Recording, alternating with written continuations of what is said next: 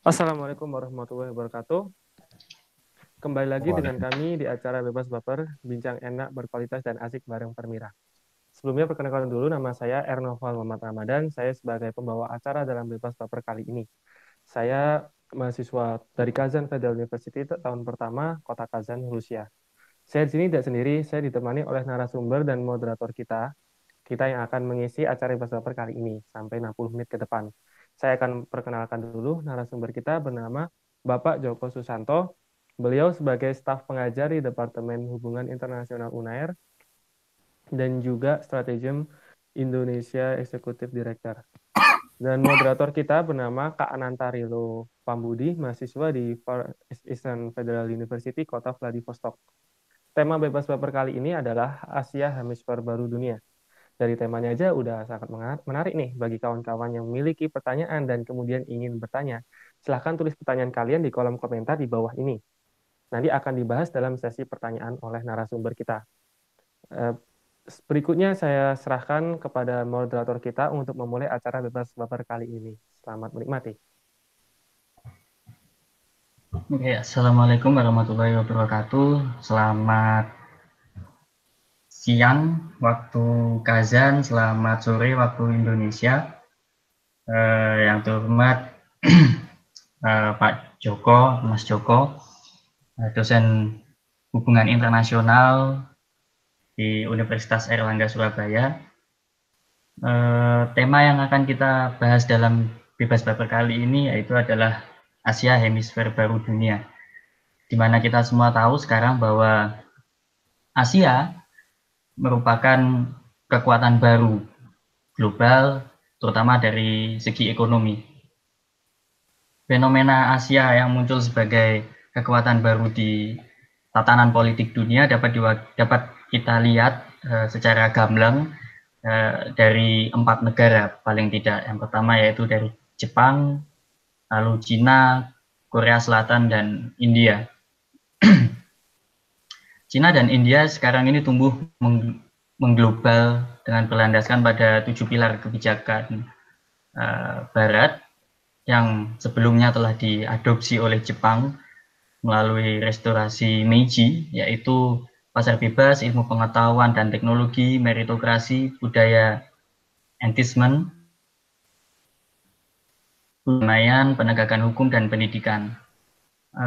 March to modernity atau bergerak menuju modernitas menjadi kata kunci dalam mengglobalnya Asia menjadi kekuatan baru di tatanan politik ekonomi dunia, menggambarkan proses panjang perubahan Asia dari kawasan yang tertinggal dahulunya menjadi kekuatan dunia yang disegani. Di bidang ekonomi, Asia sudah mampu berkembang menjadi pasar yang begitu terbuka, menjadi motor pergerakan pertumbuhan ekonomi global. Yang paling mudah kita gunakan sebagai contohnya yaitu Cina melalui reformasinya di bidang ekonomi yang dimotori oleh Deng Xiaoping, meliputi reformasi di bidang pertanian, perindustrian, saintek, dan militer. Lalu juga mobile miracle oleh India pada tahun 2006 yang sering disebut dengan keajaiban ponsel waktu itu di India, di mana India membuka operator ponsel pertamanya pada tahun 2006 dan setelahnya ekonomi India tumbuh begitu pesat.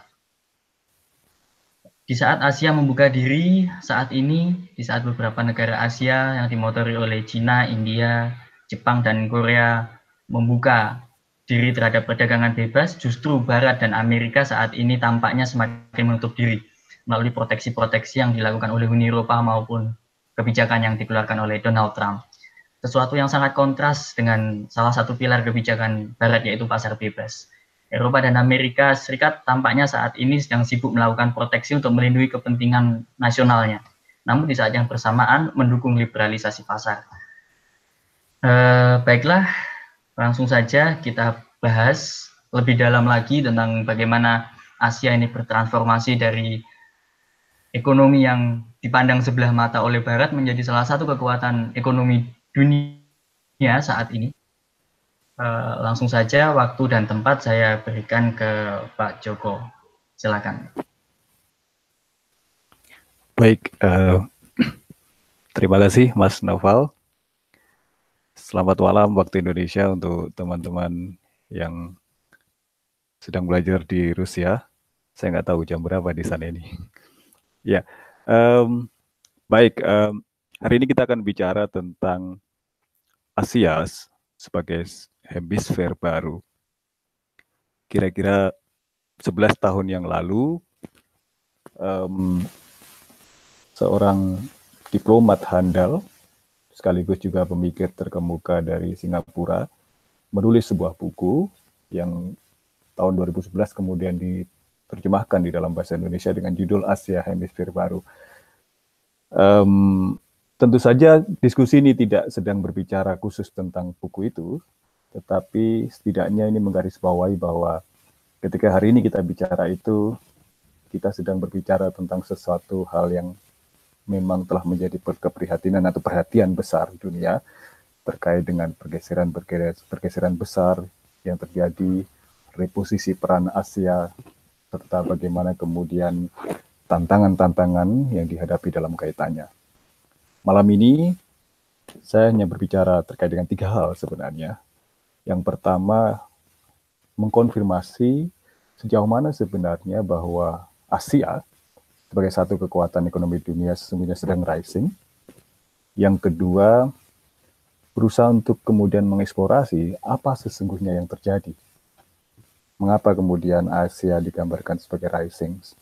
Kemudian yang ketiga, dari situ setidaknya kita bisa kemudian berbincang tentang skenario-skenario apa yang mungkin terjadi, yang bisa dibayangkan dalam kaitannya. Ya, yang pertama kita akan bicara tentang Asia sebagai satu kekuatan yang rising. Kalau kita bicara satu fenomena besar di abad ke-21, kita tidak bisa meninggalkan satu hal bahwa Asia sebagai satu kekuatan tengah tumbuh, dan tumbuhnya ini luar biasa. Walaupun kalau kita bicara Asia, kita bicara dalam kaitan tidak hanya sebagai sebuah benua, tapi juga sebagai satu kesatuan yang mungkin dalam beberapa hal masih diwakili oleh beberapa negara, tetapi kita bicara Asia sebagai satu kesatuan politik yang dulu orang lebih sering menyebutnya dalam konteks Asia Pasifik. Misalkan sekarang ini orang bahkan berusaha membaliknya, mungkin yang betul bukan Asia Pasifik, tapi Pasifik Asia, menunjukkan betapa pentingnya Asia. Kalau Asia Pasifik, Asianya Pasifik, tapi kalau Pasifik Asia, itu Pasifiknya Asia. Kira-kira seperti itu. Ini menunjukkan betapa kemudian perhatian besar terhadap Asia tengah tumbuh. Pertanyaannya kemudian, benarkah kemudian Asia ini sedang rising? Ya, kalau kita lihat nanti, seperti yang ditampilkan di dalam slides, Asia sebagai satu kekuatan ekonomi dunia telah mengalami satu perjalanan yang panjang. Di masa lalu, Asia adalah satu kekuatan besar yang kemudian sangat diperhitungkan. Satu sejarawan dunia, Agnes Madison misalkan, mencatat bahwa pada abad pertama Masehi misalkan, Asia dulu berkontribusi terhadap perekonomian dunia sebanyak 76,3%. Sebagai perbandingan, Eropa Barat yang saat ini beberapa waktu yang lalu di abad ke-20 sangat dominan, waktu itu hanya berkontribusi 10,8%. 1000 tahun kemudian, Asia masih bertahan. 70% menjadi satu powerhouse ekonomi dunia dengan share global 70,3%. Sementara Eropa Barat justru menurun 8,7%. Ini adalah era yang kemudian dikenal dalam sejarah era kegelapan di Eropa, di mana kemudian dia justru merosot. Pada saat itu di Asia justru lagi rising-risingnya. Kita catat bahwa beberapa catatan kejayaan Indonesia di masa lalu juga terjadi di era ini. Dari mulai Borobudur sampai kemudian kerajaan Mataram, geser ke timur, sampai kemudian di era di Majapahit, itu era-era kemudian Asia memimpin. Perubahan besar terjadi pada 1800-an, tepatnya setelah revolusi industri. Tiba-tiba saja kemudian Eropa Barat tiba-tiba menjadi naik, yang dari 8,7%, share-nya menjadi 23,6%. Ini kenaikan yang cukup signifikan, dikali lipat. Pada saat yang sama Asia merosot menjadi hanya 59,2%. Jauh ke depan lagi, pada tahun 1998 sebelum krisis Asia, Eropa yang 23,6% merosot menjadi 20,6%, sementara Asia kontribusinya menjadi 37,2%. Ya, karena ada beberapa pemain seperti Amerika Serikat dan Indonesia tadi. Yang ingin kemudian kita ketahui adalah, kalau kemudian Asia dikatakan rising, apakah ini sesungguhnya satu rising yang benar-benar baru, atau sesungguhnya hanya sesuatu yang sebenarnya comeback dari yang sebelumnya? Kalau kita lihat catatan itu, Asia sepertinya pernah rising, dan yang terjadi sekarang adalah semacam comeback yang ke depan diperkirakan akan terus meningkat, sehingga kemudian salah satu ahli geopolitik India, Parag Khanna, dia baru-baru ini, tahun lalu, kalau nggak 2 tahun lalu, mengeluarkan satu buku yang disebut The Future is ASEAN. Asia adalah nama lain dari masa depan dunia yang kita bicarakan lagi. Menurutnya, jika abad ke-19 bisa dikategorikan sebagai abadnya Eropa, abad ke-20 dikategorikan sebagai abadnya Amerika Serikat, maka abad ke-21 sesungguhnya adalah abad yang menjadi abadnya Asia. Pertanyaannya kemudian adalah, apa sesungguhnya yang terjadi? Apakah kemudian sesederhana itu? Dari sini saya ingin bicara beberapa catatan klasik atau upaya penjelasan klasik yang diberikan oleh berbagai ahli ketika berusaha menjelaskan apa yang sesungguhnya terjadi di Asia. Kita mulai dari yang paling awal, dari tokoh yang terkenal, Francis Fukuyama misalkan, dalam bukunya yang dulu pernah terkenal dengan bukunya The End of History and the Last Man, misalkan, di sekitar tahun 90-an, dia tidak cukup percaya bahwa yang terjadi adalah Barat yang kemudian lagi decline, kan kemungkinannya kalau Asia naik, terjadi Asianya yang benar-benar naik, atau sesungguhnya Asia tidak benar-benar naik, tapi Baratnya yang lagi decline. Nah, dari situ kemudian si Fukuyama mengatakan bahwa yang terjadi adalah Barat ini sedang mencapai satu titik puncak, atau apogee-nya. Jadi dia mencapai satu titik puncak yang tidak mungkin untuk kemudian naik lagi, sehingga kemudian yang terjadi adalah gerak yang kemudian relatif kemudian menjadi turun, tapi tidak benar-benar turun menurut dia. Fukuyama masih yakin bahwa ke depan Barat ini masih akan mengontrol, karena dia masih memegang keunggulan komparatif terhadap teknologi, ekonomi, militer, dan yang lain sebagainya. Nah, agak berbeda dengan Francis Fukuyama, ini juga buku klasik lain yang cukup terkenal, Paul Kennedy misalkan, dia mengatakan bahwa yang terjadi justru sebaliknya. Asia terlihat naik karena memang Barat pada saat yang sama mengalami decline. Decline ini terjadi karena ibaratnya Barat ini sedang mengalami kelelahan. Ketika dia menguasai dunia, dia harus hadir di setiap sudut dunia. Bahkan ketika sudut itu tidak terlalu penting untuknya, dia harus memastikan ada di situ. Tapi itu semua membutuhkan energi, pengeluaran, dan dukungan ekonomi yang tidak sedikit. Dunia sudah mencatat bagaimana kemudian Uni Soviet ternyata kecapean juga dengan seperti itu, dan itu juga yang terjadi di Barat. Ini menjelaskan kenapa untuk mensiasati supaya tidak merosot, misalkan Amerika Serikat mengurangi kehadirannya di tempat-tempat yang dianggap tidak strategis untuknya. Amerika mundur dari Somalia, Amerika perlahan mundur dari Kabul, tapi pada saat yang sama, Cina masuk ke Somalia, Cina masuk ke Kabul. Ini satu proses yang berbeda. Dengan kata lain bahwa Asia jadi naik karena pada saat yang sama Barat mengalami declining. Yang ketiga, penjelasan yang kemudian disampaikan oleh Samuel Huntington. Orang ini sangat terkenal karena dengan teorinya perbenturan peradaban, Clash of Civilizations. Ketika dia kemudian mengatakan begini, ada hal yang menarik yang terjadi di Asia. Asia sukses karena dia melakukan proses indigenisasi. Di situ dia berkatakan bahwa dalam beberapa hal, ada pengalaman yang unik bahwa naiknya Asia, ini berbeda dengan yang lain, tidak semata-mata karena Asia melakukan satu westernisasi, menjadi Barat begitu saja. Tapi yang terjadi adalah Asia berusaha untuk kemudian membawa pengalaman-pengalaman Barat, kemudian di situ dilakukan satu adaptasi dan dihidupkan kembali, disenyawakan dengan yang terjadi di tingkat lokal. Penjelasan Huntington, dalam generasi pertama, orang-orang Asia mungkin akan belajar cara-cara Barat. Mereka berusaha mempelajari pendidikan Barat dan menyerap apa yang terbaik dari Barat. Kita lihat di Indonesia, para pendiri bangsa juga melakukan itu. Tapi generasi kedua dan seterusnya, mereka biasanya berusaha untuk menggali ulang. Yang terjadi bukannya westernisasi menurut si Samuel Huntington, tapi justru reislamisasi kalau itu di Timur Tengah, Hinduisasi yang terjadi di India, kemudian di Asianisasi yang terjadi di Asia Timur misalkan. Maka kemudian kita melihat di India ketika ekonomi naik justru Partai Fundamentalis Hindu, BJP yang kemudian naik. Kemudian kita lihat ada Jepang sebagai contoh unik, ketika kemudian modernisasi dia juga kemudian justru dia nilai-nilai tradisional juga mengalami semacam revitalisasi. Penjelasan keempat yang agak berbeda diberikan oleh ahli Asia yang juga sangat terkenal, namanya Andre Gunder Frank, yang berbeda dengan yang lain-lain. Dia mengatakan bahwa sesungguhnya yang terjadi di Asia tidak sepenuhnya baru. Ini bukan satu kekuatan baru yang tiba-tiba nongol. Yang terjadi adalah ini sebenarnya orang lama dulu pernah kemudian menguasai dunia, tiba-tiba, tapi untuk kurun yang lama sempat disalib oleh Barat, tapi tiba-tiba kemudian jadi sadar dan balik lagi ke dalam kancah karena dia menemukan lagi momennya.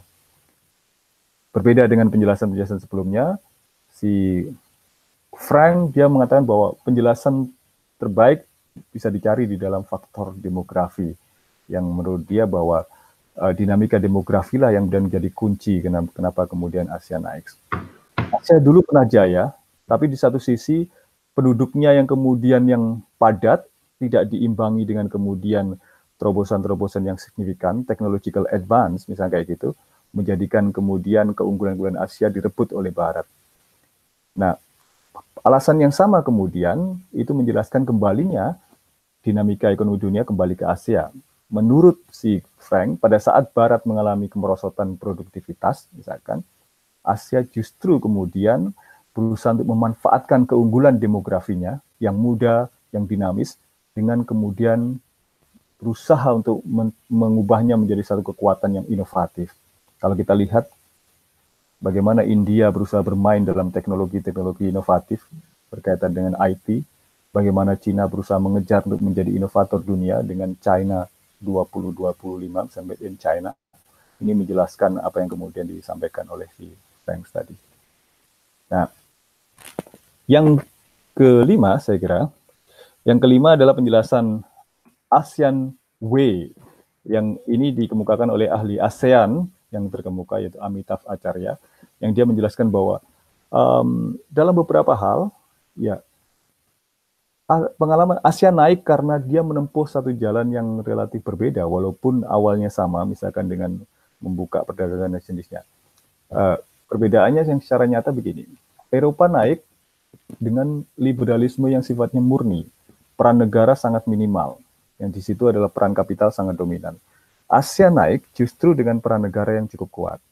Negara memainkan peran yang signifikan. Yang terjadi di Asia tidak sepenuhnya adalah liberalisme atau neoliberalisme, tetapi governmentalism atau mungkin Keynesianism ketika kemudian peran negara yang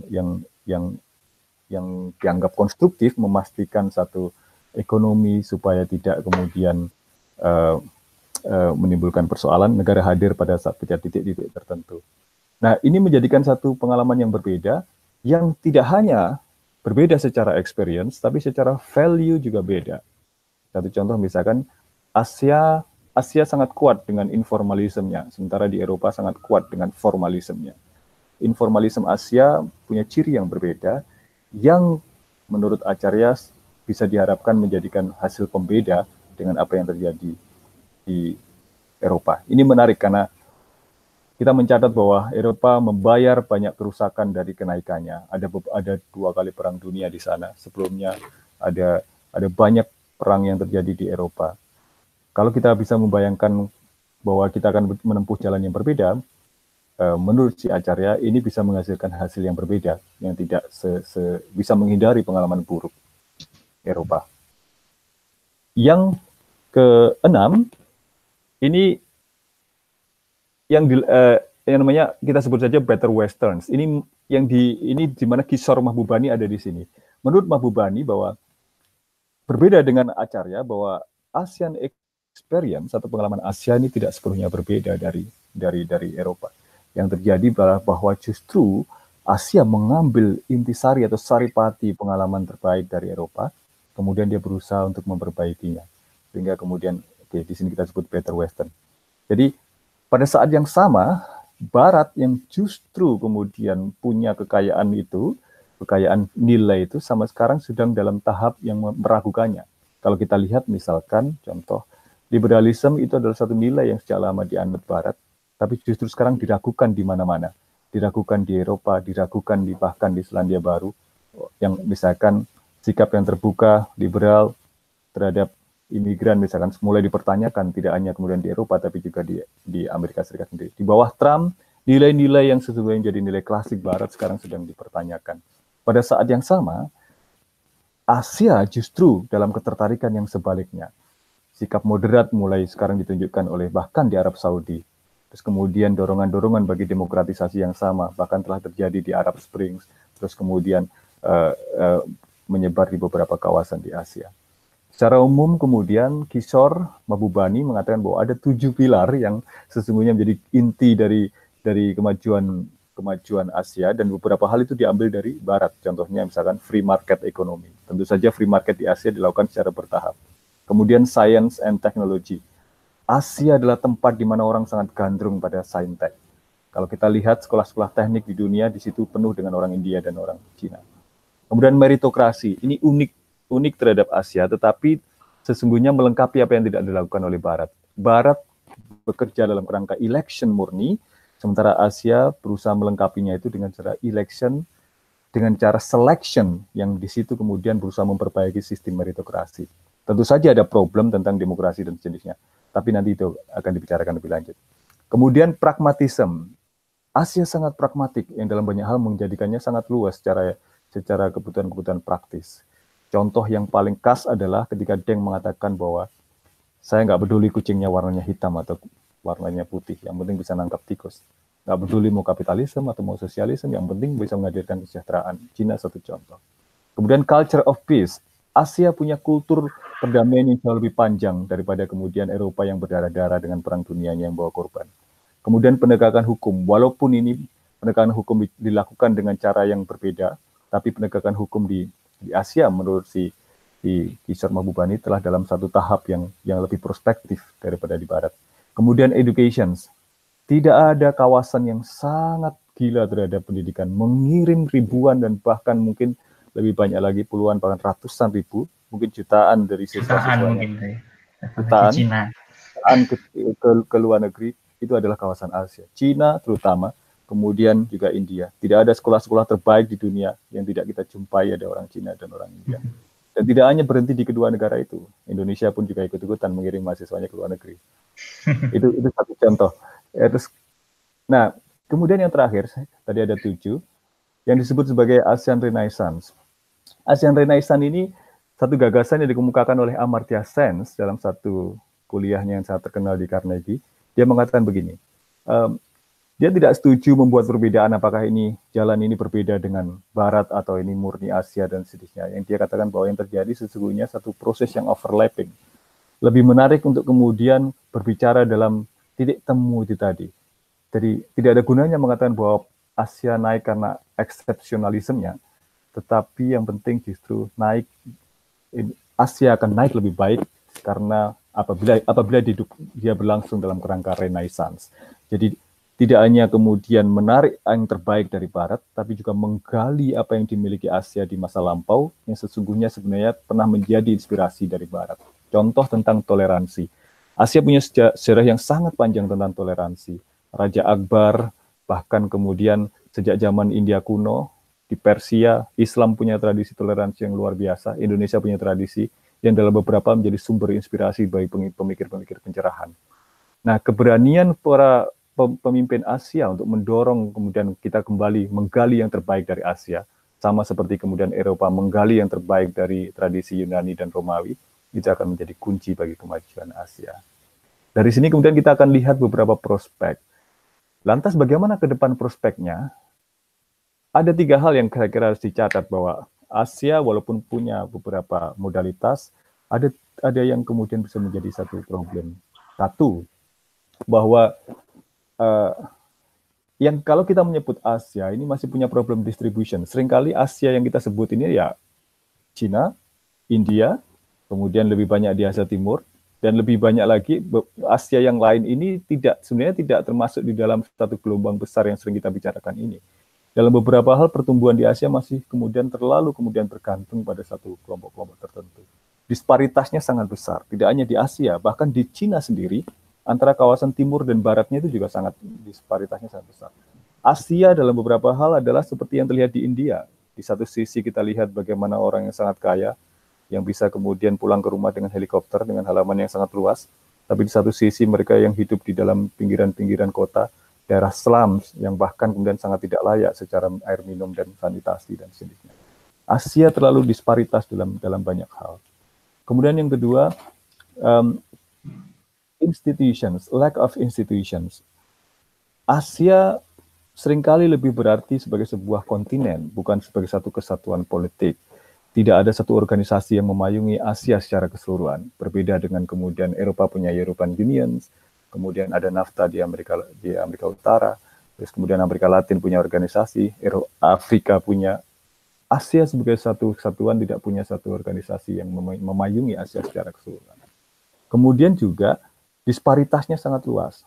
Ini berkaitan dengan distribusi tadi. Asia tidak hanya berbeda-beda, tetapi menjadi satu tuan rumah bagi ideologi-ideologi besar dunia. Ada Islam, ada Hindu, ada Konfusian, semua bersumber di sini dan itu semua memperkaya disparitas yang ada. Terus kemudian yang ketiga, interventions. Asia masih menjadi satu ladang intervensi yang besar dari kekuatan-kekuatan besar di Eropa. Sejarah penjajahan yang panjang masih berlanjut ketika di bawah kepemimpinan Amerika Serikat dan Barat. Kita lihat Timur Tengah tidak lepas dari intervensi. Kemudian juga di Asia juga tidak lepas dari intervensi. Tidak seperti Amerika yang bisa kemudian mengatakan doktrin Monroe untuk Amerika, Cina mungkin tidak punya cukup kesempatan untuk melakukan satu doktrin Monroe untuk Asia. Di sini kemudian membuat perbedaan besar yang dalam beberapa hal mungkin akan menjadikan sejarahnya tidak hanya berbeda dengan yang dilakukan oleh Amerika, mungkin juga berbeda dengan yang dilakukan di Eropa. Asia tetaplah menjadi Asia yang sangat berbeda, yang tidak bisa kemudian dibayangkan berada dalam satu garis yang sama. Nah, dari tujuh penjelasan tadi, misalkan kita bisa lihat beberapa skenario, misalkan skenario yang mungkin muncul. Kalau kita pakai pendekatan apology, yang terjadi mungkin hanya struggle for recognition. Kalau pakai pendekatan decline, kita bisa bayangkan ada power shift dan kemudian Asia muncul sebagai satu kekuatan baru. Sebagai lazimnya kekuatan baru, pasti juga ada kekuatan lama yang khawatir. Dan kemudian ada satu tekanan-tekanan yang mungkin bisa kalau tidak bisa ditangani dengan baik, bisa menjadi satu yang kontraproduktif di kemudian hari. Kalau pakai skemanya Huntington, indigenous, yang terjadi bisa cultural clash. Karena masing-masing kembali kepada satu akar, kalau tidak ketemu bisa terjadi tubrukan di antara itu. Kalau pakai Andre Gunder-Frank, yang terjadi adalah ada rivalitas baru secara ekonomi, yang kemudian itu akan menarik kepentingan-kepentingan lain, yang terjadi rekapitalisasi atau kapitalisme baru di Asia, bahkan mungkin new imperialism from Asia bisa jadi terjadi. Kalau kita lihat yang memunculkan economic rival mungkin. Betul, yang dilakukan China di Afrika beberapa ini dengan hutang dan sedihnya kan sudah mengarah ke sana. Nigeria dan beberapa negara-negara Afrika itu. Sri Lanka juga bahkan dengan Asia sendiri. Nah, kalau pakai skenario ASEAN Way, yang kita bisa berharap adanya satu cultural distinctions, tapi to what extent misalkan kita bisa mencapai distingsi itu tadi. Kalau kita pakai skemanya si Mahbubani, mungkin kita berharap ada cultural convergency. Tapi pertanyaannya, tidakkah Mahbubani terlalu optimis, terlalu kemudian menyederhanakan persoalan, sehingga idola dia kan seperti dia diplomat Singapura, dia mengatakan Singapura adalah satu contoh terbaik. Tapi benarkah Singapura itu truly Asia? Kalau enggak, Malaysia tidak bikin slogan Malaysia truly Asia. Karena Singapura memang maju secara barat, tapi kalau digali di dalam ini tidak ada Asia di situ menurut orang Malaysia. Sehingga kemudian ketika berusaha menarik wisatawan dari Singapura, dia katakan bahwa kalau kamu ingin tahu Asia yang sesungguhnya, datanglah ke Malaysia. Datanglah ke Malaysia. Karena Singapura hanyalah kemudian Eropa yang ditempelkan pada dahinya Asia, kira-kira seperti itu. Nah, di Renaissance ini, saya kira kalau saya secara pribadi, Renaissance yang ditawarkan Amartya Sen ini menarik karena kemudian menjanjikan satu rising yang lebih fundamental.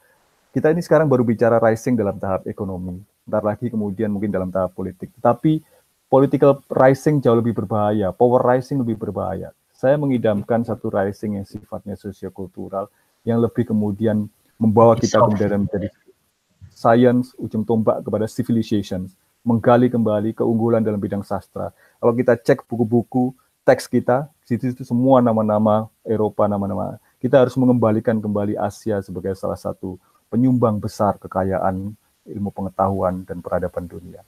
Dengan rute yang menempuh cultural renaissance ini, saya kira Asia yang lebih baik, yang sebagai hemisfer baru, yang lebih menjanjikan, konstruktif, tidak hanya buat dunia, tapi juga buat Asia.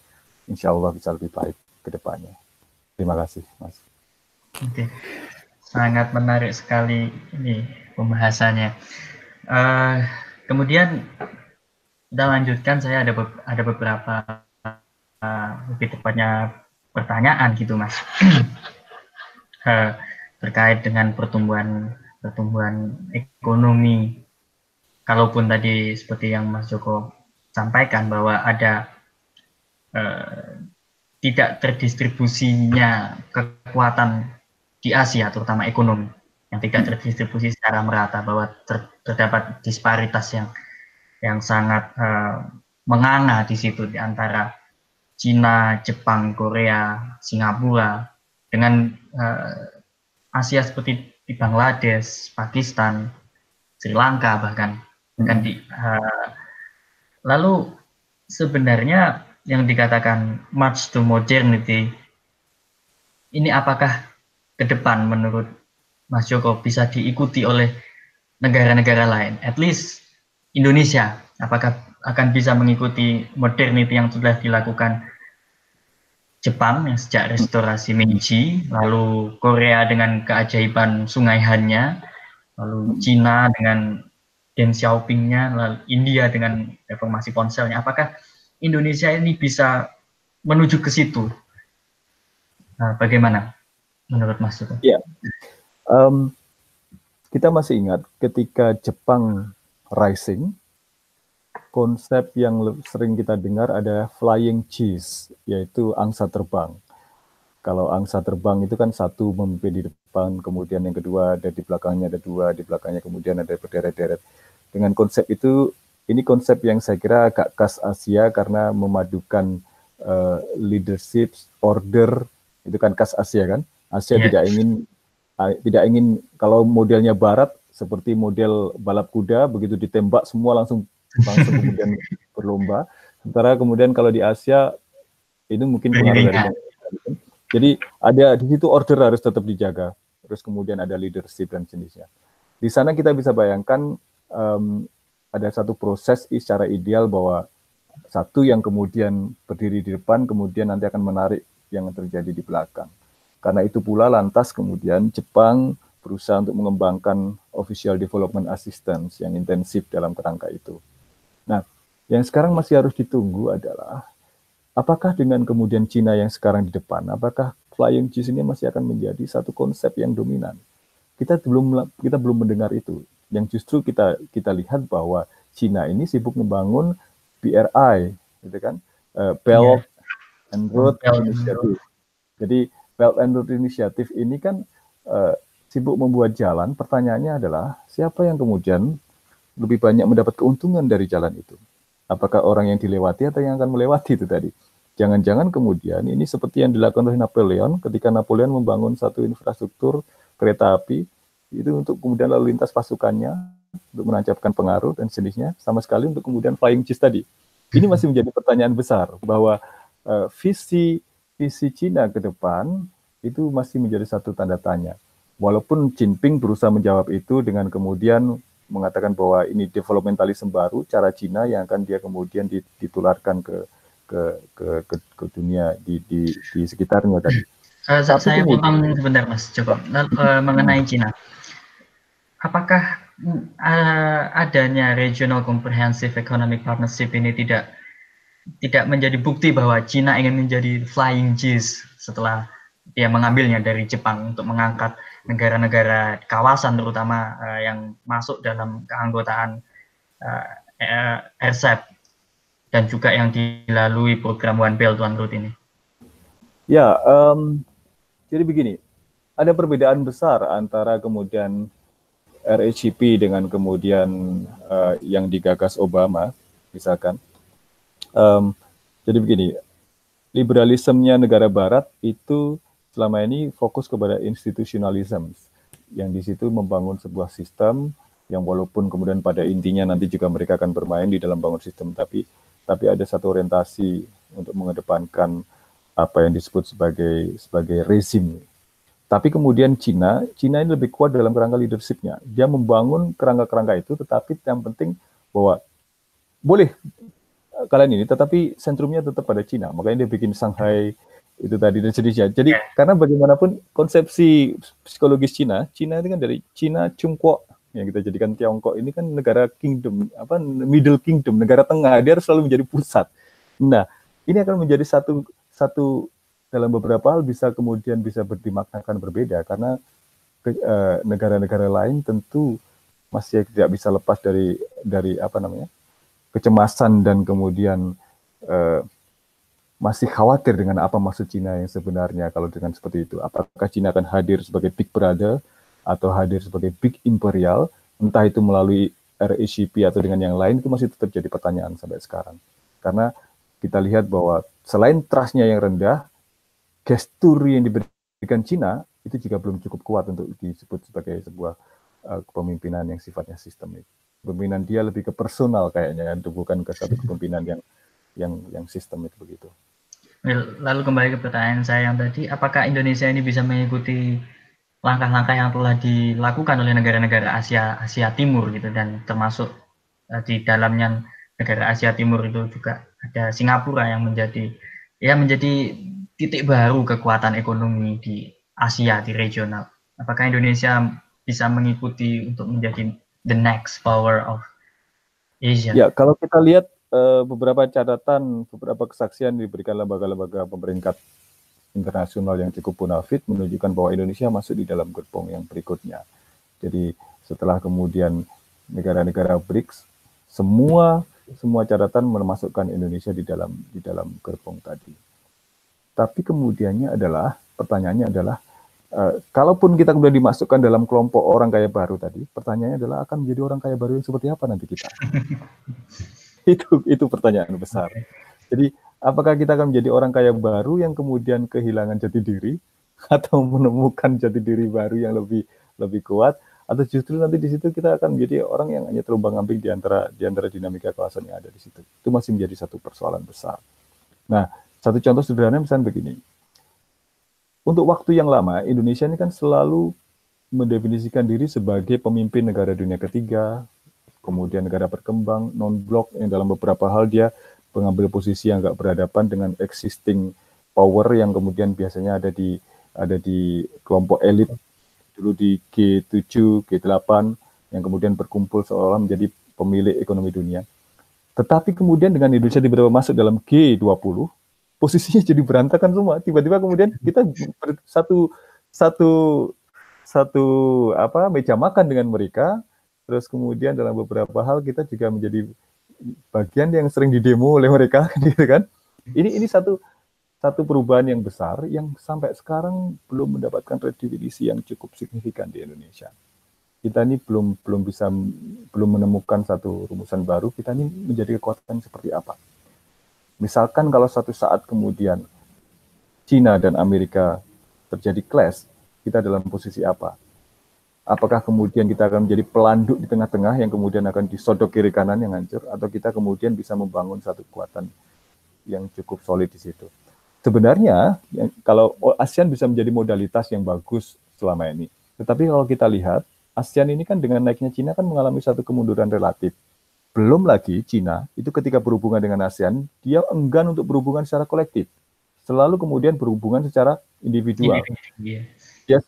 Dia bikin kesepakatan dengan Singapura, bikin kesepakatan dengan Laos, kemudian dia berdiskusi dengan Vietnam. Dia enggan sekali kemudian berbicara dengan ASEAN secara kolektif. Yang terakhir ya bicara code of conduct disepakati. Setelah itu kemudian dia bicara sendiri-sendiri. Itu yang kemudian sangat memecah belah ASEAN. Kalau misalnya terjadi konflik, itu kemudian ada satu disparitas yang besar. Tidak bisa dibayangkan bahwa ASEAN masih akan satu kata terkait dengan Cina. Sekarang aja sudah mulai berbeda-beda tadi kan. Nah, itu menjadi satu pertanyaan besar. Apakah kita nanti, saya yakin bahwa suatu saat kita akan menjadi satu kekuatan yang diperhitungkan yang menyusul BRICS itu tadi. Pertanyaannya adalah, kita akan menjadi kekuatan yang seperti apa? Dengan posisi dan peran yang seperti apa yang menurut sampai sekarang masih harus kemudian didefinisikan ulang, saya kira. Oke. Jadi nampaknya Indonesia ini memang beberapa lembaga pemeringkat maupun lembaga yang mengkaji terkait politik ekonomi, memang Indonesia akan menjadi istilahnya orang kaya baru di tataran pergaulan dunia. Tapi apakah akan menjadi orang kaya baru yang seperti apa? Apakah akan menjadi orang kaya baru seperti Jepang di era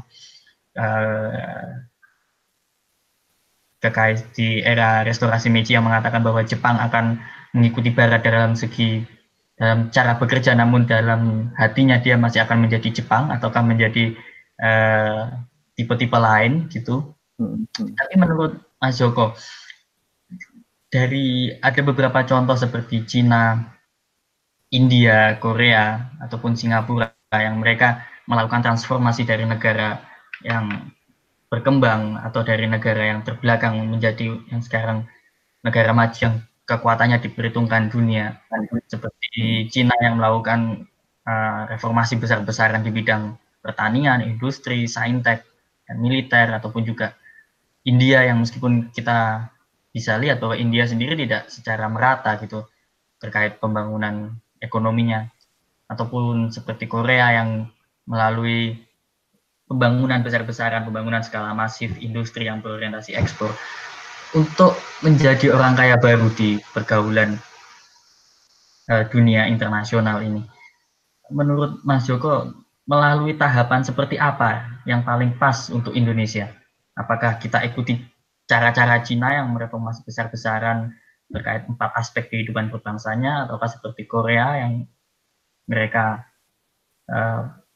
membangun industri skala masif di produk-produk prioritas ekspor, atau seperti apa? Atau Indonesia memiliki jalannya sendiri gitu? Ya, kalau yang selama ini kemudian menjadi keyakinan Kementerian Luar Negeri adalah bahwa Indonesia lama tidak menggunakan kartu emerging economy. Indonesia tidak pernah menggunakan itu. Indonesia selalu menggunakan kartu sebagai kekuatan regional, karena Indonesia ini tidak cukup pede untuk kemudian tampil sebagai satu kekuatan yang bisa berdiri sendiri. Sehingga kemudian kalau kita lihat di masa Marty Natalegawa, kebijakannya adalah Indonesia ini adalah the leader of ASEAN. Saking kemudian terlalu bermain dalam kartu ASEAN, kan memunculkan banyak kritik kan, Indonesia ini harus punya post-ASEAN foreign policy, misalnya seperti itu. Bahwa Indonesia ini terlalu banyak bertindak di luar bobot yang sesungguhnya, di bawah bobot yang sesungguhnya.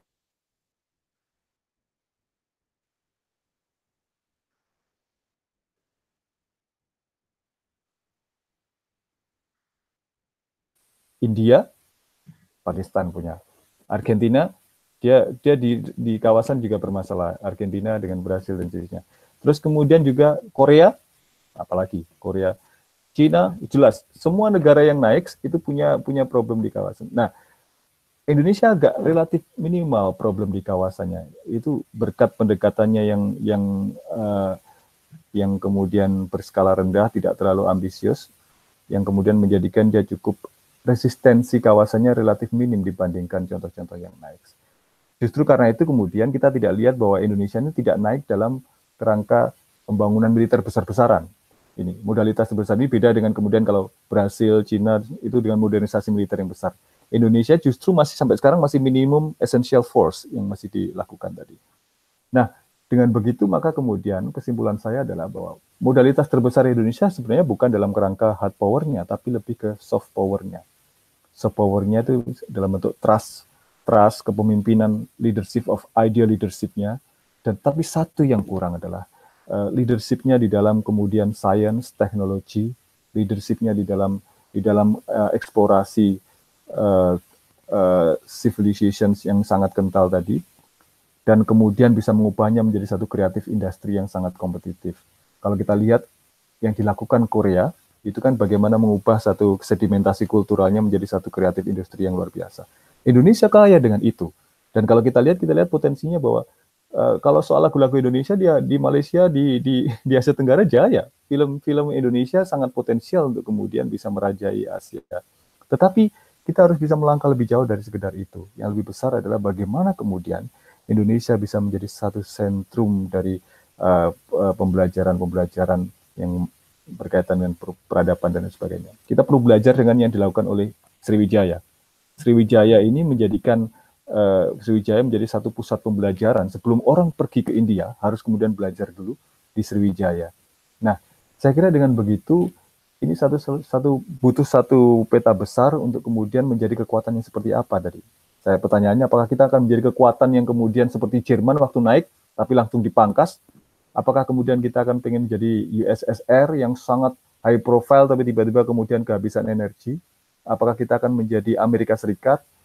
Ataukah kita akan menjadi satu kekuatan yang sifatnya lebih kekuat? Apakah kita mau menempuh jalan Sparta atau jalan Yunani, misalnya kayak gitu kan? Kalau Sparta ini kan dengan hard power, atau kita dengan cara soft power.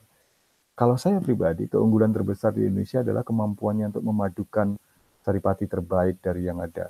Satu contoh, India punya kekurangan, punya kelebihan. Cina punya kekurangan, punya kelebihan.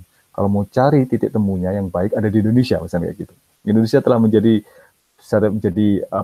peramu yang terbaik dari India dan Cina, misalkan. Dan tidak hanya itu, kita bisa menjadi satu peramu nilai-nilai yang ada di lalu lintas di dunia tadi. Tapi itu semua membutuhkan satu kepemimpinan di dalam gagasan, sains, teknologi, pembelajaran kultural, sastra, dan kemudian filsafat. Itu hal-hal yang sampai sekarang justru minor di Indonesia. Studi filsafat tidak menjadi yang leader. Studi sastra tidak juga. Ilmu pengetahuan sosial justru dipandang sebelah mata dibandingkan ilmu pengetahuan.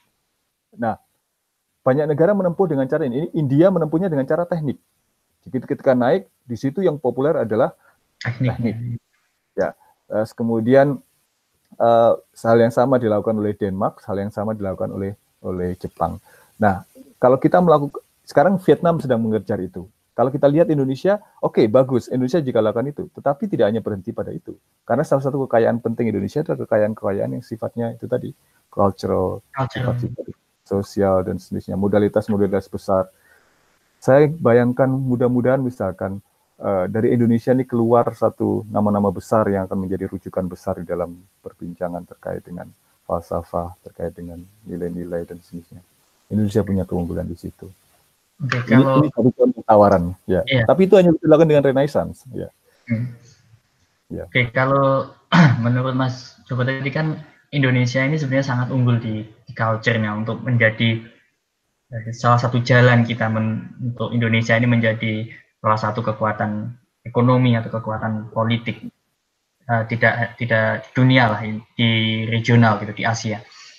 Lalu apakah ini berarti juga kita bisa menempuh cara yang dilakukan Korea? Karena kalau sepengetahuan saya ini agak mirip-mirip sebenarnya budaya yang ada di Indonesia dan di Korea ya. Yang di Korea di mana budaya culture-nya itu dieksploitasi melalui film dan pemusikannya untuk menjadi salah satu yang cukup berpengaruh dalam segi culture di tataran Asia atau juga bahkan dunia. Di sisi lain Indonesia ini juga sebentar lagi gitu, kalau kita katakan sekitar tahun 2025 ke atas akan mengalami bonus demografi. Tapi yang menjadi masalah adalah data BPS terakhir 2018 menyatakan bahwa dari angka angkatan kerja Indonesia itu masih 60% lulusan SMP ke bawah. Jadi kalau kita menggunakan cara-cara pendekatan teknik seperti yang dilakukan oleh Cina, Jepang ataupun India, tampaknya kita masih ada lag di situ, masih ada keterbelakangan di situ. Tapi kalau kita menggunakan cara pendekatan yang dilakukan oleh Korea, di mana mereka menggunakan culture-nya dan menggunakan angkatan kerjanya yang quote and quote tidak begitu berkualitas untuk menjadi pekerja di industri-industri untuk komoditi ekspor yang mereka hanya berfokus pada skala ekspor untuk meningkatkan ekonominya. Jadi mengenai pandangan saya tersebut, bagaimana Mas kira-kira? Ya, betul Mas. Korean Way bisa menjadi another step. Tapi yang perlu digarisbawahi, that's not the final step. Karena Korea itu kan menjadikan culture-nya sebagai sebatas komoditi. Komoditi yang kemudian berhenti sebagai kreatif industri. Tapi itu penting untuk mewadahi Indonesia ini bangsa yang sangat kreatif. Sangat kreatif. Daya kreatif kita ini luar biasa, inovatif, apalagi dengan bonus demografi. Kalau kita definisikan kreatif itu tidak hanya dalam kaitan dengan seni, tapi juga berkaitan dengan startup dan sejenisnya, itu kan ketemu semua nanti. Jadi yang perlu kita lakukan adalah kita bisa mencoba untuk kemudian melakukan pendekatan Korea sebagai another step, tetapi tidak berhenti di situ. Saya membayangkan setelah itu kemudian kita bisa menjadikan Indonesia sebagai satu center of excellence bagi pembelajarannya. Itu yang belum dilakukan oleh Korea. Jadi kalau saya ingin kasih contoh, yang dilakukan Yunani itu satu contoh yang bisa ditempuh setelah kemudian mengambil Korean Way. Setelah Korean Way itu the Greek Way yang dilakukan sebelum perang Peloponnesia. Jadi perang Peloponnesia itu kan dulunya Sparta yang kemudian kuat, Yunani itu kemudian naik, tapi naiknya Yunani itu bukan dengan cara-cara kemudian militer only, tetapi lebih karena dia melakukan satu redefinisi terkait dengan pembelajaran yang bisa sastra, bisa filsafat, kemudian sosial sampai ke komunitas kreatifnya. Nah, kalau kita lihat bahwa potensi terbesar Indonesia saya kira di itu komunitas kreatif. Orang Indonesia sangat kreatif. Tetapi tentu saja, kalau kita tiba-tiba ngomongin soal yang tadi, orang akan bertanya itu mana bisa buat hidup. Karena itu kemudian jalan tengahnya, oke, kita tempuh dulu cara Korea. Karena cara Korea itu mempertemukan kebutuhan ekonomi, membuka lapangan kerja, berusaha mentransfer keunggulan komparatif kita terkait dengan generasi yang kreatif, bisa kemudian menciptakan ekonomi yang tumbuh, startup tumbuh, kemudian banyak produk-produk kultural yang bahkan bisa merajai. Kalau kita cek, ditanya, di Asia Tenggara, siapa yang paling berpeluang untuk menjadi the next Korea yang kulturnya, komoditasnya kemudian akan membanjiri Asia Tenggara? Indonesia. Singapura tidak punya peluang itu. Malaysia, setiap kali dia akan mengeluarkan, pasti akan diserang orang Indonesia, karena dia bilang itu budaya Indonesia. Itu tadi. Thailand punya, tapi Thailand punya tidak untuk kemudian diekspor keluar, tapi untuk kemudian didatangi ke sana. Karena dalam beberapa hal ini kan Thailand ini kan menarik untuk dikunjungi, tapi tidak kemudian untuk diekspor keluar. Sementara kemudian yang Indonesia tidak berbeda. Sementara kita lihat di Asia Tenggara ada beberapa negara yang bisa berbahasa Melayu, itu satu modalitas besar. Saya kira ini satu path yang bisa diambil oleh Indonesia. Cuman saran saya jangan hanya berhenti pada Korean Way. Ada yang lebih baik dari Korean Way misalnya. Kalau kita bisa tempuh the Greek Way yang dilakukan Yunani sebelum perang Peloponnesia itu satu cara-cara yang menurut saya bisa dilakukan Indonesia berikutnya. Oke, kita membicarakan selanjutnya ini masalah yang tadi ada 3 problem dari Asia sebagai hemisfer baru dunia ini. Salah satunya adalah masalah distribusi kekuatan. Terutama kita bicara di sini masalah kekuatan ekonomi. Meskipun saat ini Eropa ekonominya sedang decline, pertumbuhan ekonomi mereka yang tidak juga membaik di tahun 2018 kemarin yang masih hanya ada di kisaran di bawah 3% pertumbuhan ekonominya, bahkan pertumbuhan ekonomi Indonesia lebih baik dari pertumbuhan ekonomi dunia. Lalu masalah distribusi ini, Mas, di mana kita tahu bahwa kekuatan-kekuatan ekonomi Asia hanya terpusat di Korea, Jepang, Cina, Singapura, Hong Kong gitu. Lalu apakah distribusi ini ke depan akan merata ke negara-negara Pakistan, ke negara-negara yang kalau katanya, kalau kita menggunakan teori ekonomi Marx itu di negara periferi, ataukah masih hanya terpusat di negara semi periferi itu aja, di sekitar Indonesia, Malaysia, yang tidak akan beranjak dari situ. Ya, it depends. Jadi begini, kalau misalkan bahwa skenario pertumbuhan tinggi ini bisa kemudian dilebarkan sampai ke Asia secara keseluruhan, potensi untuk kemudian melihat bahwa pertumbuhan itu ekonomi atau kemajuan ekonomi yang lebih baik di lebih banyak negara Asia akan bisa jadi lebih besar. Tetapi kalau belum kemudian yang terjadi sudah power politics, persaingan yang kemudian bukannya kemakmuran seluruh Asia, tapi justru persaingan, perlombaan persenjataan, terus kemudian rebutan untuk mendapatkan sekutu-sekutu baru, itu mungkin tidak terjadi. Yang kemakmuran yang merata itu tidak akan terjadi. Yang terjadi justru mungkin skenario yang ini yang kita takutkan. Walaupun jangan sampai ya. Skenario Eropa yang kemudian terpecah-pecah dalam perang-perang di antara negara-negara Eropa itu bisa jadi terjadi. Itu kan yang sangat disayangkan seperti itu. Nah, karena itu kemudian kita sangat menunggu bagaimana kemudian visi Cina selanjutnya. Karena begini, kalau distribusi ini tidak diselesaikan, yang terjadi itu bukan satu hubungan yang equal, tapi bisa jadi satu hubungan yang antara kayak yang penghambaan seperti itu. Ada satu negara yang sangat kuat, kemudian ada satu negara yang lemah tergantung seperti negara vassal gitu. Ini satu sistem yang tidak ideal.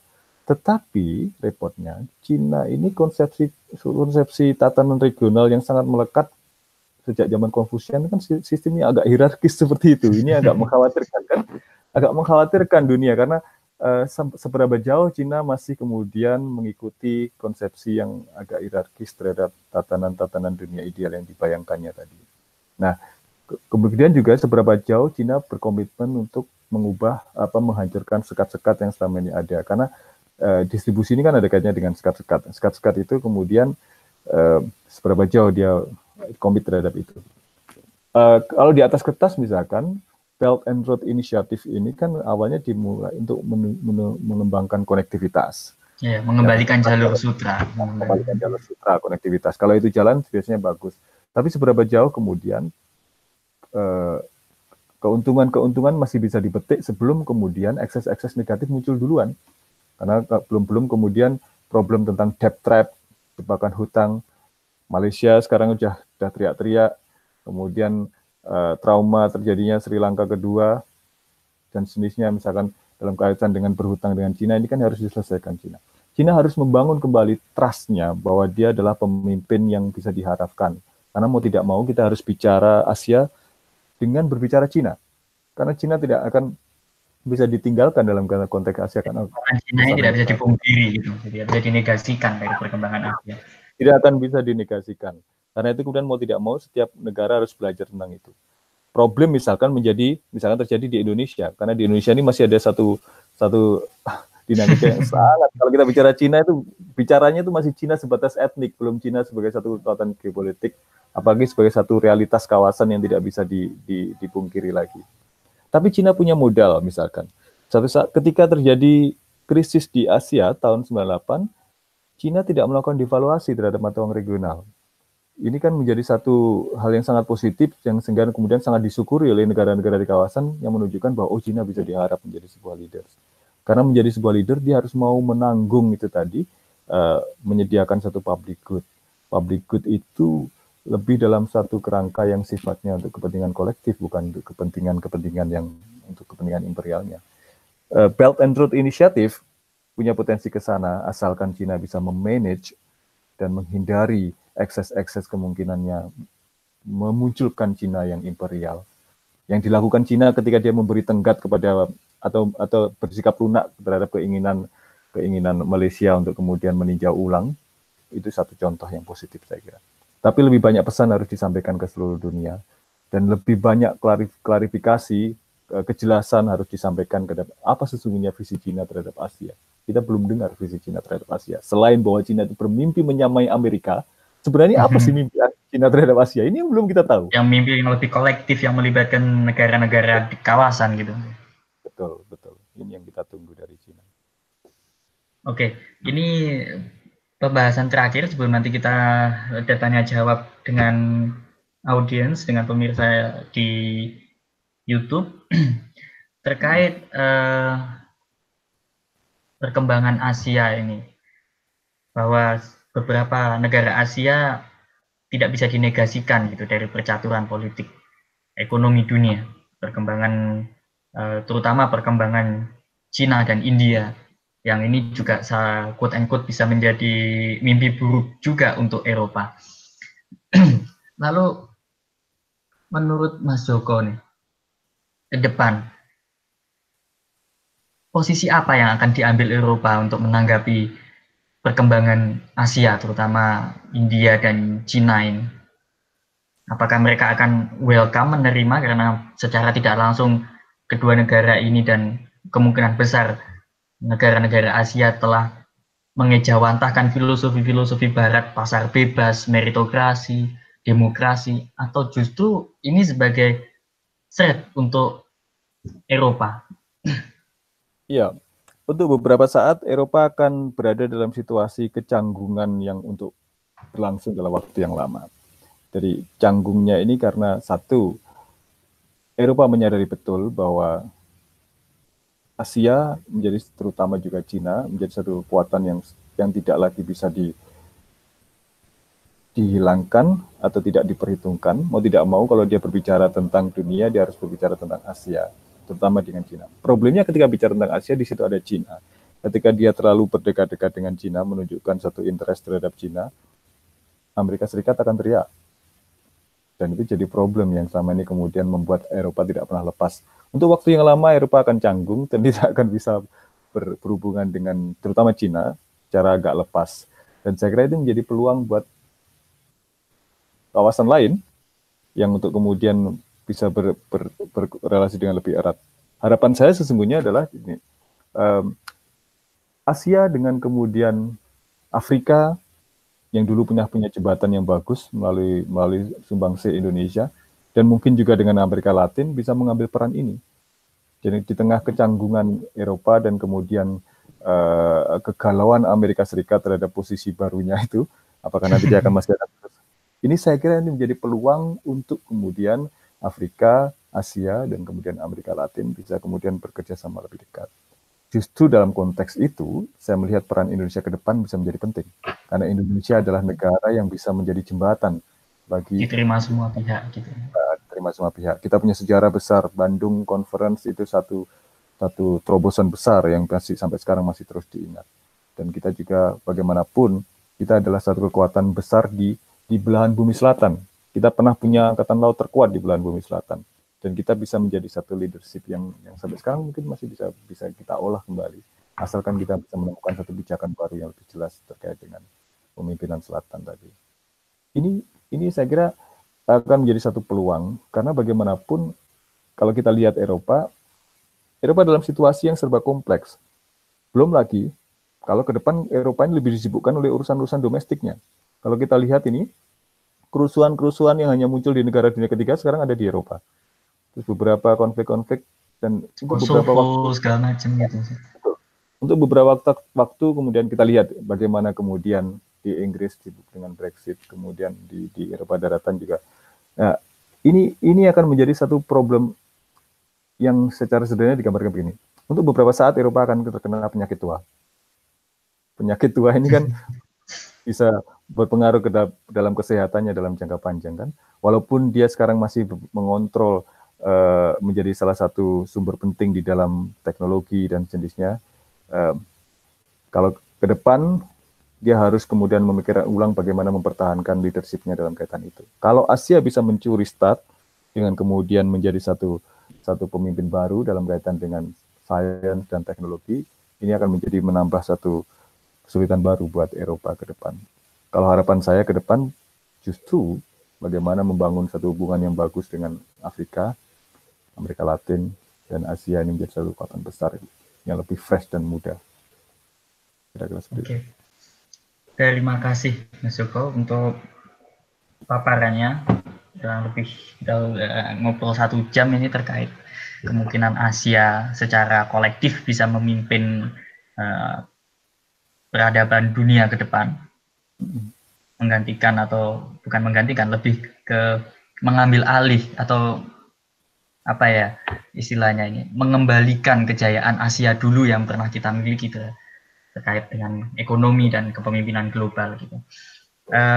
Kita masuk ke konklusi bahwa sebenarnya Asia ini memiliki peluang yang cukup luas untuk menjadi pemimpin dunia, terutama dalam segi ekonomi.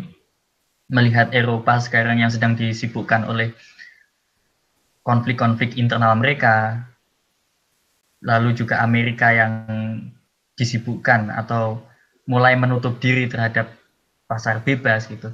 Asia menjadi salah satu kekuatan baru dunia. Namun juga perlu kita catat bahwa Asia juga memiliki masalah, sedikitnya 3 masalah domestik yang sampai sekarang belum terselesaikan, yaitu masalah distribusi perkembangan di negara-negara Asia sendiri, terutama ada disparitas yang cukup menganga terkait perkembangan di ASEAN, Asia Timur, dan Asia Selatan.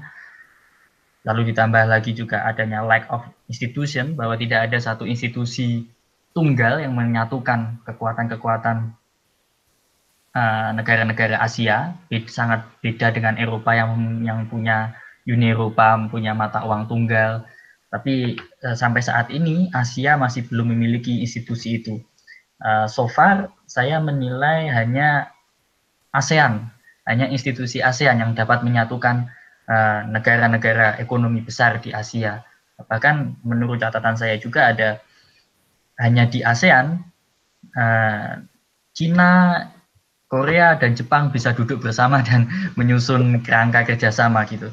Lalu yang terakhir yaitu ada intervensi kekuatan Eropa dan Amerika di Asia yang sampai saat ini tidak bisa kita negasikan. Gitu. Ada proksi-proksi yang memang sampai saat ini masih cukup memberikan dampak yang besar terhadap perkembangan Asia. Lalu mengenai kondisi Indonesia, Indonesia sebenarnya sangat bisa untuk menjadi the next leader of Asia gitu. Atau kalau kita tidak bisa menyebutnya leader, tapi kita juga kita bisa menyebutnya sebagai the next power of Asia.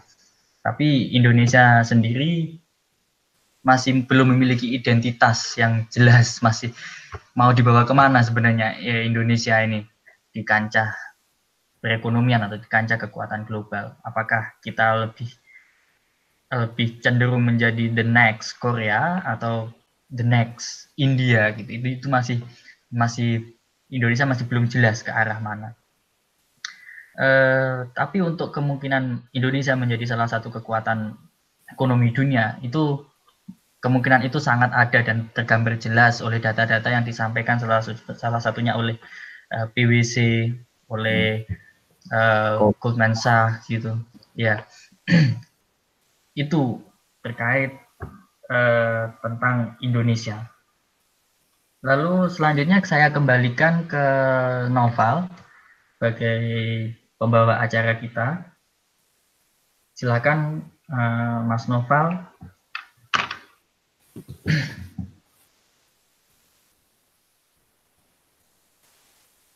Halo. Silakan. Terima kasih banyak nih, udah sangat jelas ya dari penjelasan dari Pak Joko dan moderator Kak Rilo.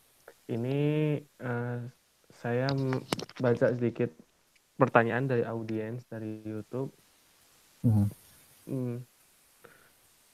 Bentar. Ini pertanyaan pertama.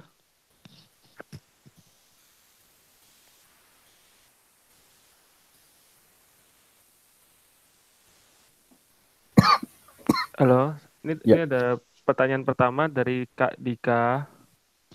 Nah, Kak Dika Ayu, negara apa saja sih di Asia yang menjadi 3 besar dalam pemimpin di Asia itu?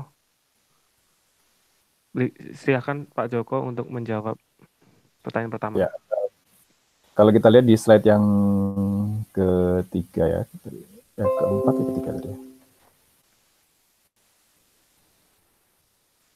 Ya.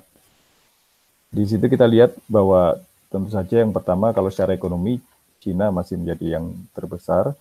Data tahun 2017 dia share-nya terhadap perekonomian dunia aja 14,84%. Yang kedua Jepang andilnya terhadap perekonomian dunia 5,91%. Kemudian India 2,83%.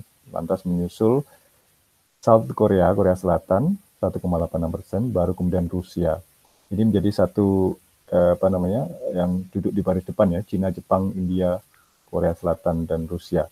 Baru di baris di belakangnya situ ada Indonesia, ada Turki. Ini tentu saja sebelum sempat kudeta kemarin. Kemudian ada Saudi Arabia, terus ini ada di deretan berikutnya Thailand dan kemudian juga negara-negara. Jadi gambaran kita jadi tiga besarnya tentu saja Cina, Jepang, dan India sampai sekarang. Itu secara ekonomi.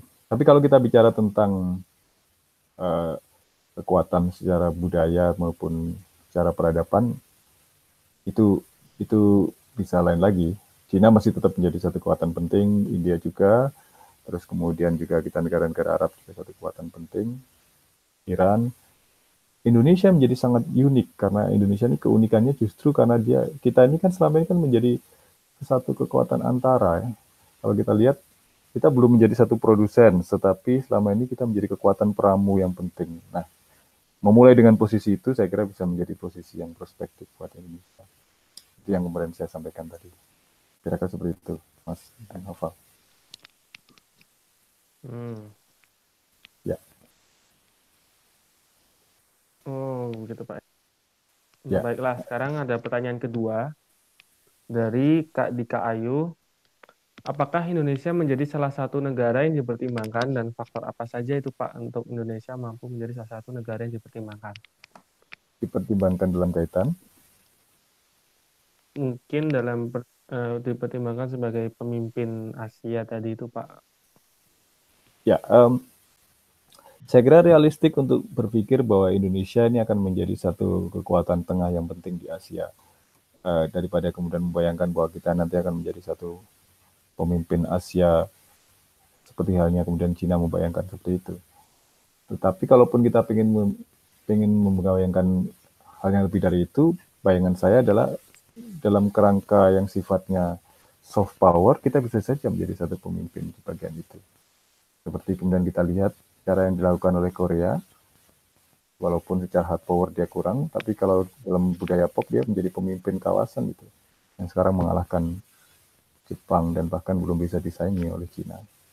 Ini cara lain untuk kemudian bisa mendapatkan posisi. Dan saya kira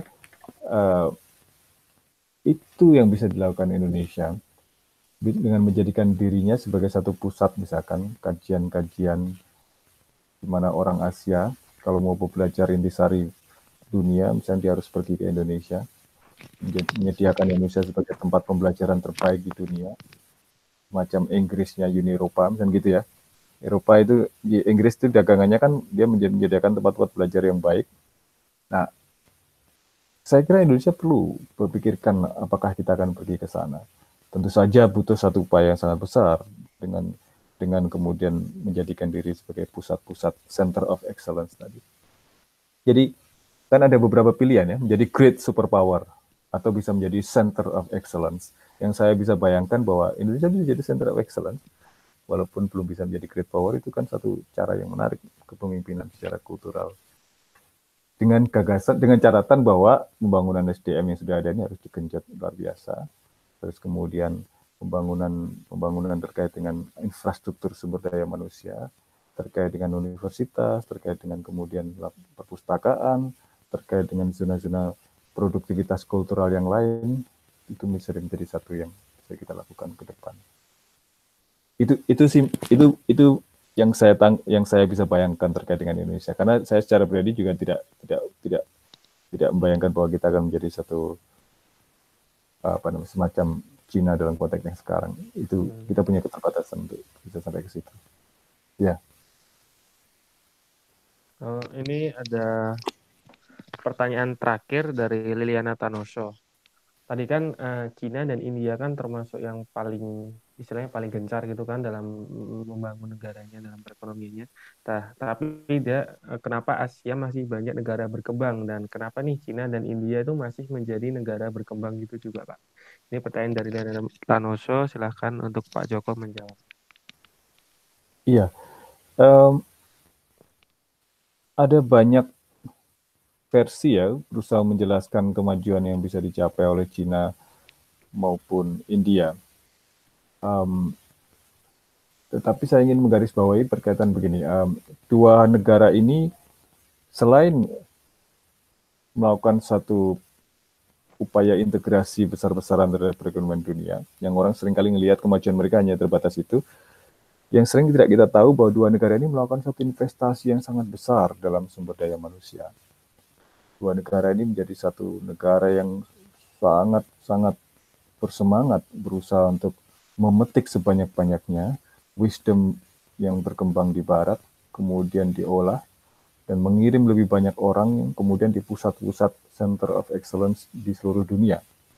Saya kira kalau kita ingin meniru yang mereka lakukan supaya keluar dari middle income trap-nya, ya, selamanya berada di dalam negara berkembang atau yang ada di middle income ini, saya kira kita harus berpikir untuk melakukan apa yang mereka lakukan itu tadi.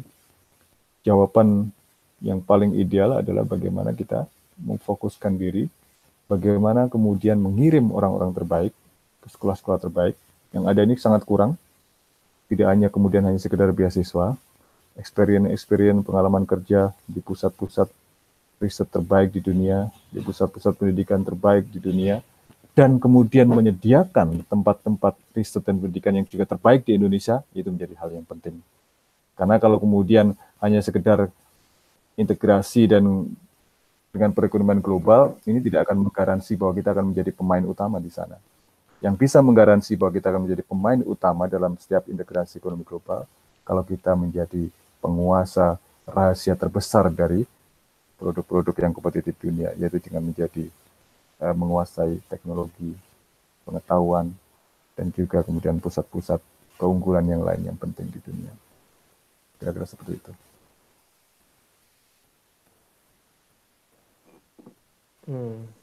Menarik nih Pak. Udah semua pertanyaan udah dijawab sama Pak Joko. Dan mungkin nih Pak Joko ada pesan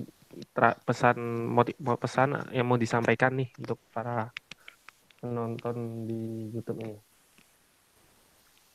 Ya, The Rise of Asia bukan sekali ini saja. Sudah beberapa kali kita kemudian dieksposkan dengan beberapa konsep tentang The Rise of Asia. Jangan lupa, sebelum Indonesia merdeka, itu juga dulu pembicaraan besarnya juga tentang kemudian The Rise of Asia.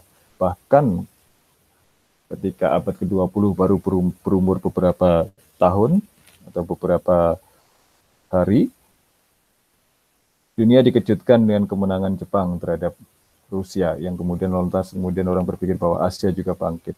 Dan Jepang juga memanfaatkan itu dengan kemudian mengusung gagasan 3A, Asia, dan seterusnya tadi. Tapi apa yang terjadi kemudian, bukan satu Asia yang lebih prosper, bahkan justru memunculkan satu Asia yang justru terbawa dalam ambisi imperial atau kekuatan. Kita tidak ingin terulang kembali dalam kebangkitan baru Asia sekarang. Dan kalaupun terulang, bahayanya juga besar karena kita berhadapan satu kekuatan yang jauh lebih besar, jauh lebih masif, jauh lebih global jangkauannya daripada kemudian yang dilakukan oleh Jepang tadi. Jawabannya tentu saja adalah bagaimana kemudian membangun satu kerangka kerja bersama yang memastikan supaya ambisi-ambisi yang sifatnya sepihak ini tadi bisa dikerangkakan dengan baik. Ketiadaan satu peranata yang sifatnya formal di Asia tidak harus menghentikan kita untuk kemudian membangun satu kerangka kerja bersama tadi. Asia dikenal dengan pendekatannya yang sangat informal, tapi efektif. Toleransi adalah satu contoh yang kalau kita perbandingkan dengan multikulturalisme Barat, itu walaupun lemah secara institusi tetapi kuat dalam substansi. Kita bisa ambil contoh itu dengan kemudian lebih banyak membangun kerangka kerja di sana. Dan terakhir kemudian Indonesia tidak seharusnya menjadi hanya sekedar penonton di dalam Asia yang sedang naik. Tidak seharusnya kita hanya menjadi sekedar pemandu sorak. Kita harus kemudian segera menemukan posisi prospektif kita dalam kaitannya. Kalau kemudian kita melihat bahwa prospek dalam kaitan dengan bersaing dalam kerangka yang sudah ada tidak cukup prospektif, kita harus segera secara kreatif mencari celah di dalamnya. Indonesia adalah negara besar di Asia dengan potensi yang juga besar. Sekarang tinggal dibutuhkan pikiran-pikiran dan kreativitas besar untuk bisa kemudian memastikan posisi prospektif kita di tengah kebangkitan Asia. Saya kira seperti itu. Wah, terima kasih banyak nih Pak ya, sudah begitu jelas dan lengkap. Kita tak terasa nih udah di penghujung acara Bapak. Nah, terima kasih kepada narasumber Bebas Baper hari ini, Bapak Joko Santoso, dan moderator kita, Kak Ananta Rilo. Saya kira udah cukup jelas dan semua pertanyaan sudah dijawab. Oleh karena itu, saya akan menutup live Bebas Baper hari ini. Sampai jumpa di Bebas Baper bulan depan yang pastinya dengan tema dan topik yang berbeda lagi. Terima kasih buat kawan-kawan yang sudah setia menonton dan menyimak live hari ini sampai di ujung acara. Mohon maaf jika ada kesalahan kata dari saya maupun kesalahan dari live Bebas Baper hari ini. Wassalamualaikum warahmatullahi wabarakatuh. Waalaikumsalam warahmatullahi wabarakatuh.